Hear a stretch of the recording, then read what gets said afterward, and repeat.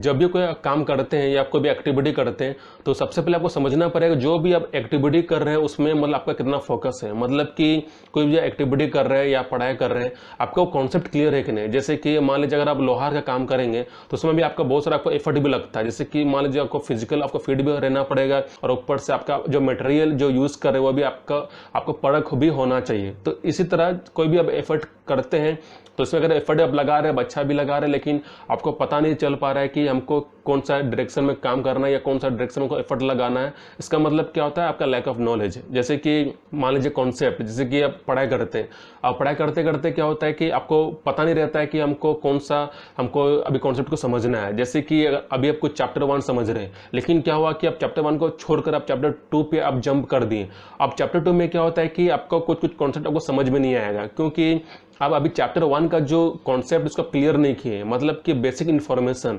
तो basic information जब तक आप उसको क्लियर नहीं करेंगे तब तक आप उस रिजल्ट आपको मिलेगा नहीं। तो उसी तरह आप कुछ भी आप एक्टिविटी करते हैं तो फिर उस एक्टिविटी को अच्छा रिजल्ट पाने के लिए आपको क्या करना पड़ेगा कि आपको सही डायरेक्शन में काम भी करना पड़ेगा, आपके पास बेसिक इन्फॉर्मेशन भी होना चाहिए। और जैसे कि लैक ऑफ नॉलेज, फिर नॉलेज भी आपको मतलब गेन करना पड़ेगा उस पर्टिकुलर एक्टिविटी में। फिर उसके बाद फिर होता है आपका एफर्ट। अगर मान लीजिए आप एफर्ट अगर आप कम लगाते हैं, जैसे कि बार बार आप एफर्ट लगा रहे हैं लेकिन आपको लग रहा है कि वो एफर्ट मेरे लिए ठीक नहीं है, मतलब कि आप बार बार एफर्ट लगा के बाद क्या होता है कि आप मतलब बार बार गिव अप कर दे रहे हैं। जैसे कि मान लीजिए आप काम करते हैं, काम करते करते क्या होता है कि आप कुछ दिन काम किए फिर कुछ दिन काम नहीं किए, इससे क्या होता है कि आपका प्रैक्टिस भी मतलब आपका ढीला हो जाता है। तो इससे क्या होता है कि फिर आपको दिक्कत भी पड़ जाएगा। जैसे कि कोई भी एक्टिविटी करते हैं तो उसमें क्या होता है कि आपका प्रैक्टिस भी रोज होना चाहिए, फिर आपका एक धैर्य भी होना चाहिए। मतलब कि अगर आप धैर्य नहीं रखेंगे, जैसे कि आप प्रैक्टिस कर रहे हैं लेकिन आपको पता चल रहा है कि हम जो अभी काम कर रहे हैं उसमें रिजल्ट नहीं मिल रहा है, लेकिन आप फ्रस्ट्रेशन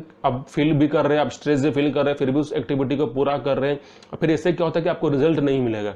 तो अगर मान लीजिए अगर ऐसा होता है तो फिर आपको क्या करना पड़ेगा, कुछ समय के लिए आपको पेशेंट मतलब रहना पड़ेगा। मतलब कि आप कुछ समय के लिए उसको छोड़ दीजिए। जैसे कि आप पढ़ाई करते हैं तो पढ़ाई करते करते क्या होता है कि आप 1 घंटा पढ़ रहे हैं, आप 1.5 घंटा भी पढ़ाई कर रहे हैं, लेकिन पढ़ते पढ़ते क्या होता है कि हम लोग फ्रस्ट्रेट हो जाते हैं या हम लोग ज़्यादा स्ट्रेस ले लेते हैं। फिर हम लोग क्या करते हैं कि हम लोग मजबूर हो जाते हैं, फिर हम लोग आधा समय में हम लोग छोड़ देते हैं।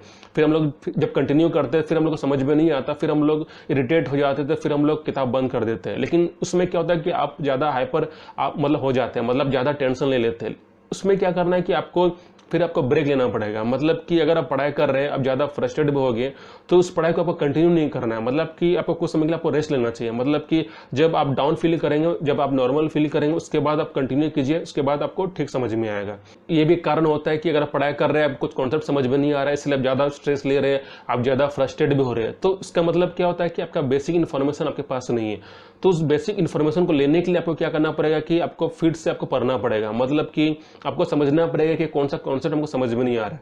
जैसे कि फॉर एग्जांपल अगर आप क्लास 12th का कुछ पढ़ाई कर रहे हैं, जैसे कि आप फिजिक्स पढ़ाई कर रहे हैं या आप केमिस्ट्री पढ़ाई कर रहे हैं, लेकिन क्या होता है अगर मान लीजिए क्लास 11th का अगर चैप्टर आपका क्लास फिजिक्स या केमिस्ट्री आपका कंप्लीट नहीं है तो हो सकता है कि क्लास 12th में आपको दिक्कत हो जाएगा। तो इसी तरह जब भी आप कोई भी क्लास का पढ़ाई करते हैं या कोई भी एक्टिविटी करते हैं, अगर मान लीजिए उस एक्टिविटी में अगर आपको बेसिक नॉलेज नहीं है तो हो सकता है कि आप उस एक्टिविटी में आपको अच्छा रिजल्ट नहीं मिलेगा, चाहे वो कोई भी काम हो जाए, चाहे वो आपका फिजिकल काम हो या मेंटल काम क्यों ना हो। तो इसको बेटर करने के लिए आपको क्या करना पड़ेगा कि सबसे पहले आपका जो लैक है या आपके पास जो नॉलेज जो आप मिसिंग है उसको पहले आप क्लियर कर लीजिए। उसके बाद क्या करना, फिर आपको एफर्ट भी लगाना पड़ेगा, फिर आपको प्रैक्टिस भी करना पड़ेगा।